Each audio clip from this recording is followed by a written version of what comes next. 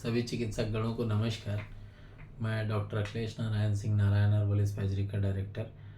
आज हम लोग व्हाट इज़ फीवर के माध्यम से नेफ्राइटिस तक आ गए हैं। नेफ्राइटिस एक ऐसा डिजीज़ है जिसमें व्यक्ति को बुखार भी होता है, दर्द भी होता है और आभास करता है कि यथाशीघ्र मौत आ जाती तो व्यक्ति अपने आप को धन्य भाग समझता, उस तड़प को नहीं भोगना चाहता कोई भी। आज उसी कड़ी में नेफ्राइटिस को हम पढ़ेंगे। नेफ्राइटिस यूँ तो मैंने पहले भी क्लास इसकी दी है, हाइड्रोनेफ्रोसिस बोल करके। अगर आप पुराने लिंक में वीडियो पढ़े होंगे तो बिल्कुल आपने देखा होगा कि हाइड्रोनेफ्रोसिस और नेफ्राइटिस को मैंने वहाँ पढ़ाया है। बट फीवर की बात कर रहे हैं तो जहाँ पे नेफ्राइटिस की बात करते हैं तो इसका अन्य जो नाम होता है किडनी इन्फ्लेमेशन, या इसको ब्राइट डिजीज़ भी कहा जाता है। शायद आप लोगों में से बहुत कम लोग जानते होंगे इसको, बट ब्राइट डिजीज़ भी इसे कहते हैं। अगर इसके रोग की परिचय की जाए, बात की जाए तो जिस रोग में किडनी के जो इन्फ्लेमेशन की वजह से थोड़ी मात्रा में पेशाब होता है और बहुत सारे यानी शरीर से बहुत सारा वे में निकल जाता है यूरिन, और उस कंडीशन में व्यक्ति को स्वेलिंग, कमजोरी, एनीमिया, खून की कमी आदि की शिकायत व्यक्ति करता है। शिकायतें पैदा जब हो जाती है तो उसे हम लोग ब्राइट डिजीज़ कहते हैं। इसका दूसरा नाम जो है नेफ्राइटिस भी है। ये दो प्रकार से होता है। पहला होता है एक्यूट नेफ्राइटिस, जिसको हम लोग तीव्र वृक्क शोथ कहते हैं, और सेकंड जो होता है वो क्रोनिक, मतलब पुराना इन्फ्लेमेशन को लेकर के होता है। इसके अगर हम परिचय की बात करते हैं तो इसको हम लोग एक्यूट ग्लूमेरुलो नेफ्राइटिस कहते हैं, और इसमें जो दोनों किडनी होती है उसकी जो कोशिकाएं जो होती हैं वो ग्लूमेरुली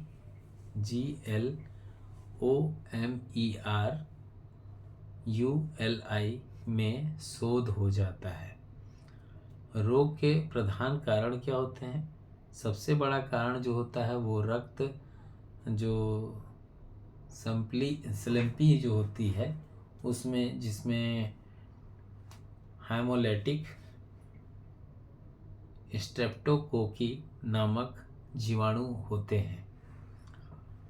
ये अधिक ठंडा या सर्दी लगने पर भी होता है, ठीक है। इसमें सर्कुलेट फीवर आता है, ब्लीडिंग वाले जो चेचक होते हैं वो आता है, और कुछ बीमारियों में ये डिप्थीरिया, खसरा, मलेरिया, सेरिब्रोस्पाइनल जो मेनिंजाइटिस होती है, वेप्रिस, वात ज्वार, एक्यूट ट्यूबरकुलोसिस, सेप्टिमिया, उपदंस, हैजे की कमजोरी जैसे हालात में, तथा आग में जलने या नाना प्रकार के जो चर्म रोग होते हैं उसमें ये बीमारी वैसे व्यक्तियों को ये बीमारी होती है।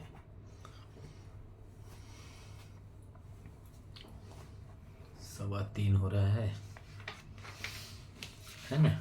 तो कुछ विषैले जो दवाइयाँ होती हैं जैसे पोटास, क्लोरेट, टेप्टाइन, नाइट्रेट्स आदि जो होते हैं, इनके सेवन से भी एक कारण बनता है। गर्भावस्था में जो गर्भ के अंतिम मास में किसी किसी में गुर्दे का जो इन्फ्लेमेशन होता है, नेफ्राइटिस, वो देखने को मिलता है।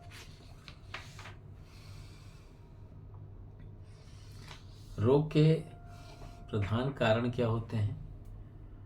कमर दर्द, शरीर में कमजोरी और माथे में दर्द, ठंड लगना और बीमारी अचानक हो जाना, और कभी कभी देखते देखते थोड़े ही समय में रोगी को वो सूजन आ जाती है, और कभी कभी शीत और कंपन हो करके व्यक्ति अपने आप को फीवर ग्रसित महसूस करता है।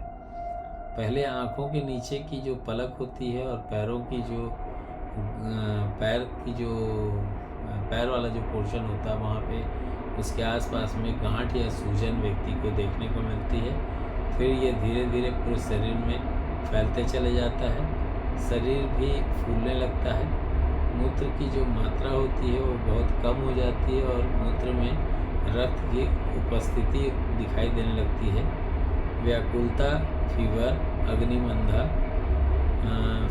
न्यूजिया और हेडेक जिसमें सर का दर्द आदि की प्रधानता व्यक्ति में देखने को मिलती है।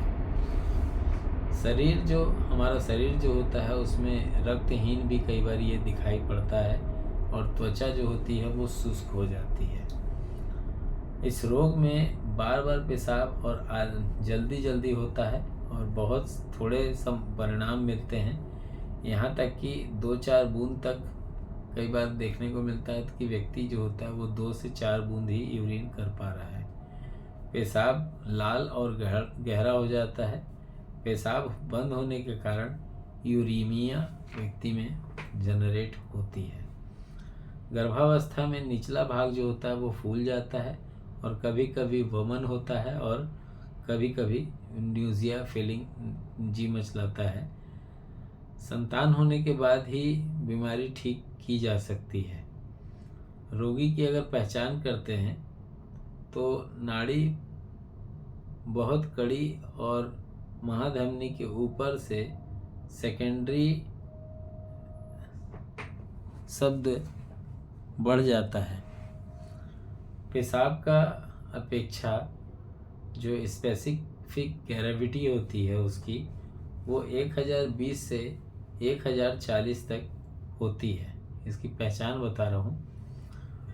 पेशाब में एल्बुमिन, रक्त के कण और किडनी की जो गठित सामग्री होती है तथा रीनल की जो हाइलिन होती है वो एप्लिथिकल हो जाती है और रक्त का जो कास्ट होता है वो यूट्यूब कास्ट आदि पाए जाते हैं। मूत्र नींद जैसा लगने लगता है जी। मूत्र कम लाल रंग का, धूमिल टाइप का, स्मोकी टाइप का दिखाई देता है, गाढ़ा रहता है लेकिन, और साथ में रेटिनल जो परीक्षण होता है उसमें ये अधिक शोध पैप्लिडर्मा, रक्त स्राव एवं निस्राव की कंडीशन की जानकारी वो देता है। रोग का परिणाम क्या होता है? सर्दी लगकर बीमारी हुई हो तो थोड़ी ही दिनों में ठीक हो जाती है, अन्यथा कारणों के बीमारी अगर हुई हो तो अधिकांश क्षेत्रों में घातक उच्च जो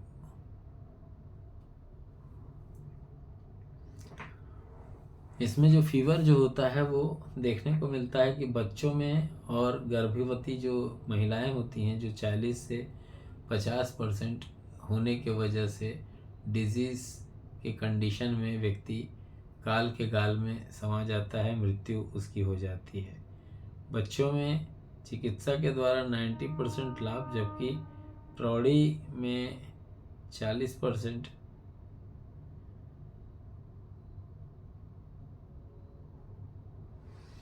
तो ऐसे कंडीशन में जब व्यक्ति को फीवर आता है, मतलब सर्दी हो गई, सर्दी जैसा महसूस हुआ, थोड़े दिन बाद वो ठीक भी हो जाता है। कई कारणों से व्यक्ति को ऐसा लगता है कि अधिकांश समय वो लोगों से मजाक कर रहा है और ये कई बार ऐसी कंडीशन घातक कंडीशन को जनरेट करती है। ज्वार के फीवर के साथ बच्चों में और गर्भवती स्त्रियों में 40 से 50% जो रोगी होते हैं वो मृत्यु को प्राप्त कर लिए रहते हैं।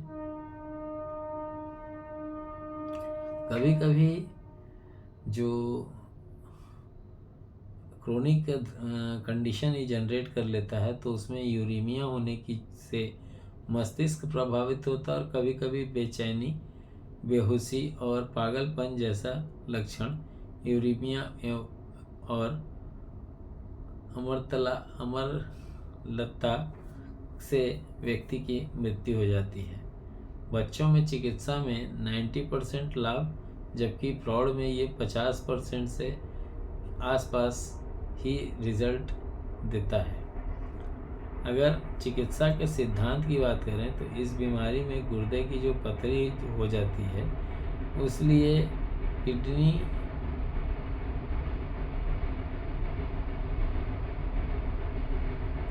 तो ये कंडीशंस हैं।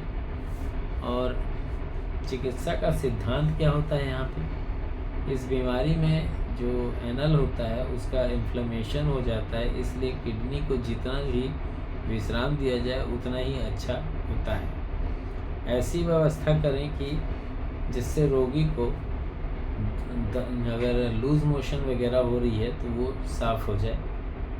इस रोग में सूजन तो होती है और शरीर में पानी एकत्र होता है, इसलिए इसे प्लूरा और हृदय आवरण के भीतर जो पानी इकट्ठा हो जाता है तो उसको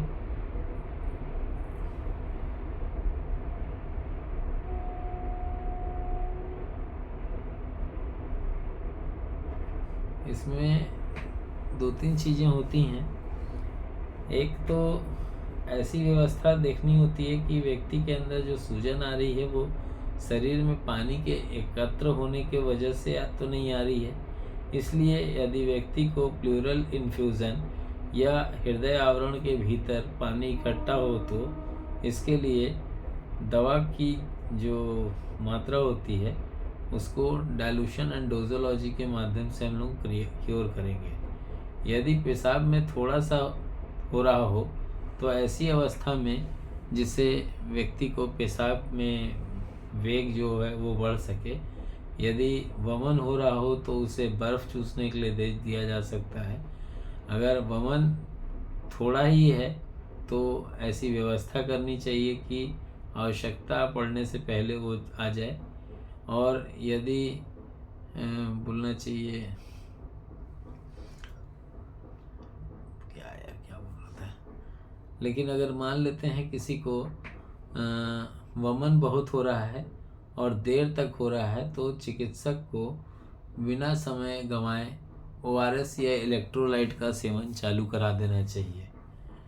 ये कंडीशंस रहे।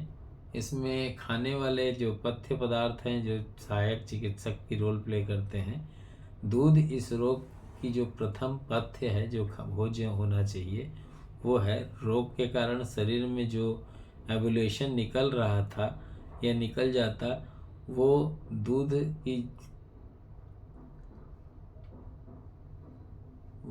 के प्रभाव को पथिक मानेंगे। तो रोग के कारण रोगी के जो एल्बुमिन निकाला जाता है और दूध से उसकी पूर्ति हो जाती है। तो दूध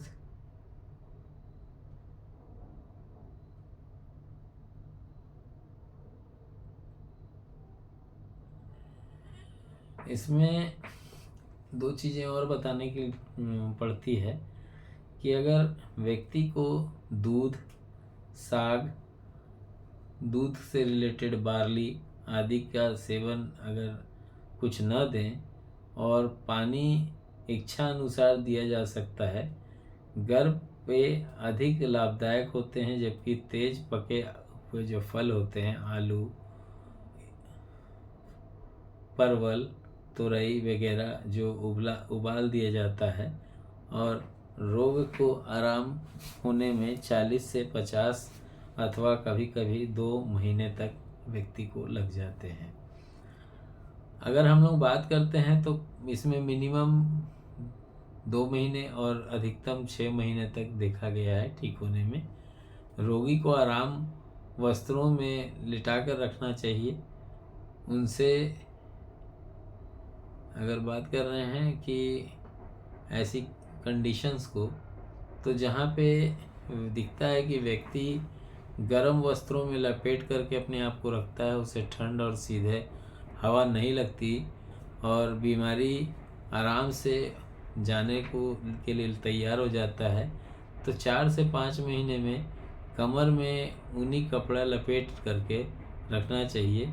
और बदन पर भी गर्म कपड़े रखने चाहिए। इसमें अगर मैं एक छोटी सी और कुछ पॉइंट्स हैं उस पॉइंट्स को भी उजागर करना चाहूँगा। भोजन में प्रोटीन की मात्रा कम होनी चाहिए तथा यूरेनीमिया के नियंत्रण में जो सहायक रेमेडीज़ होती है इसका सिलेक्शन भी बराबर होना चाहिए। हल्के अतिरिक्त तरल और इलेक्ट्रोलाइट्स संतुलन को बाहर रखता है। यदि रोगी को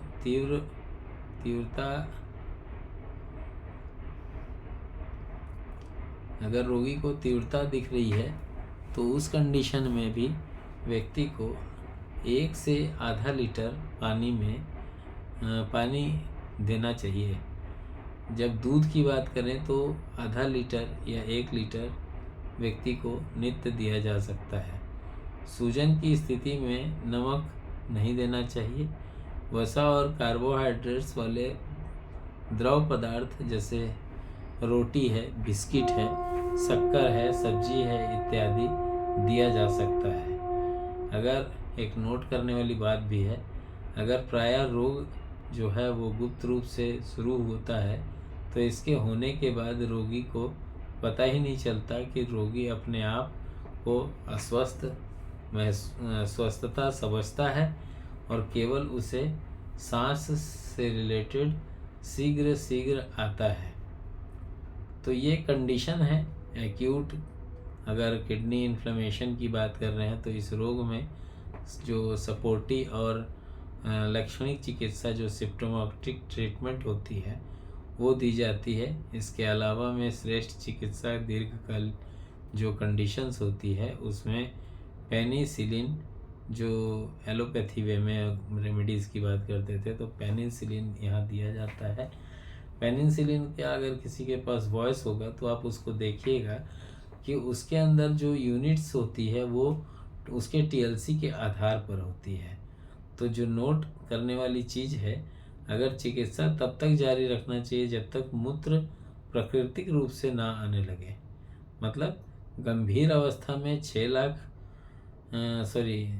गंभीर अवस्था में लगभग 6 महीने, और अगर गंभीर अवस्था नहीं है तो मिनिमम 2 से ढाई महीने में पेशेंट इस डिजीज़ को लेकर के क्योर हो जाता है। तो ये नेफ्राइटिस था, और नेफ्राइटिस की कई कंडीशंस होती है। अगर हम बात करते हैं तो क्रोनिक नेफ्राइटिस होती है, इसके अलावा में पॉलीपिलिन नेफ्राइटिस होती है,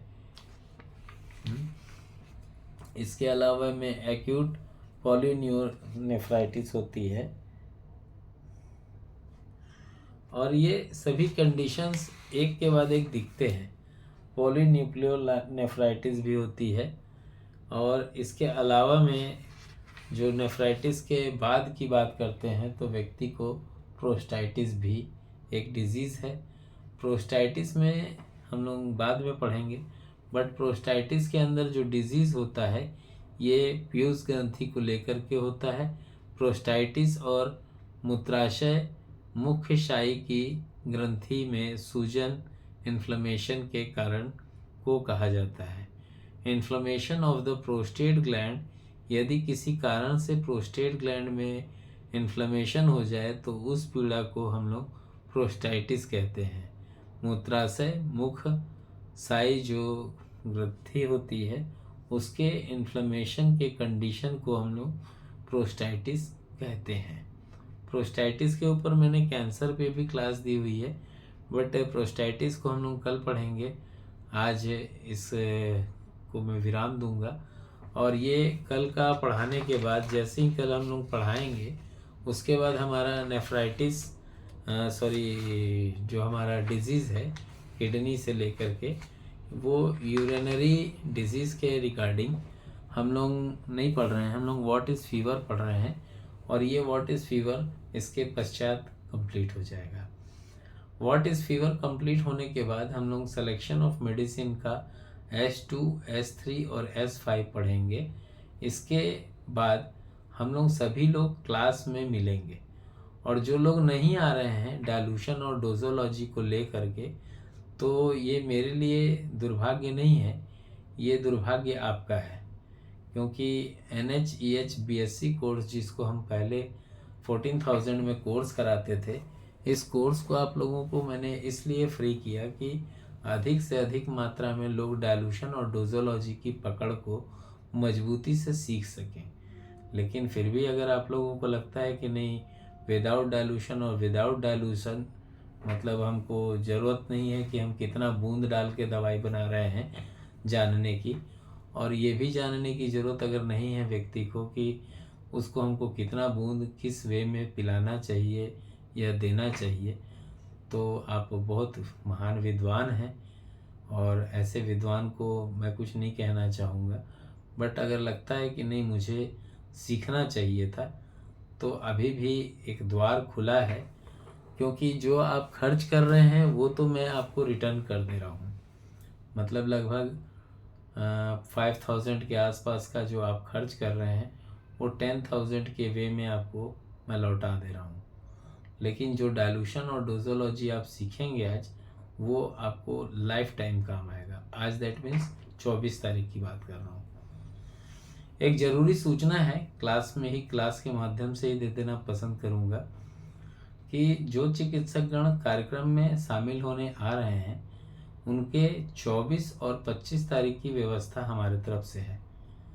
इसलिए अगर कोई व्यक्ति 23 तारीख को पहुंच रहा है तो स्वागत है, लेकिन अपने भोज्य का जो आपके रुकने की व्यवस्था तो हम देख सकते हैं, बट आप क्या खाएंगे क्या नहीं खाएंगे वो आपके ऊपर निर्भर करता है, उसको आप ही को वहन करना होगा।